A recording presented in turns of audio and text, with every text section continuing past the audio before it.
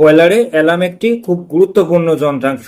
এর মাধ্যমেই মূলত বয়লারে যদি কোনো ধরনের ফল্ট হয়, যদি কোনো বড় ধরনের বিপদ ঘটার সম্ভাবনা তৈরি হয় বা যে কোনো সমস্যা তৈরি হয়, সেটা আমরা অডিওবল নয়েজের মাধ্যমে শুনতে পাই।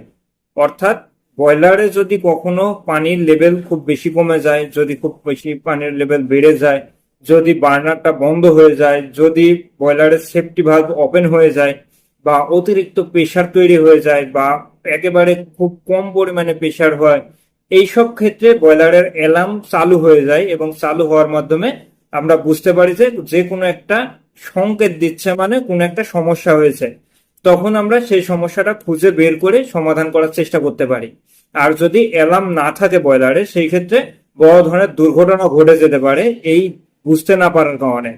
সুতরাং আমাদের সবসময় অ্যালার্ম সিস্টেম ঠিক আছে কিনা সেটা চেক করতে হবে। চেক করে আপনি যদি বয়লার হেল্পার, অপারেটর, ইনচার্জ কিংবা ইঞ্জিনিয়ার পদে চাকরি করেন এবং বয়লার সম্বন্ধে আরো বিস্তারিত আকারে জেনে আপনার টিমকে নেতৃত্ব দিতে চান কিংবা পদোন্নতি চান, তাহলে আপনি আমাদের বয়লার ইঞ্জিনিয়ারিং এবং ম্যানেজমেন্ট কোর্সটি করতে পারেন।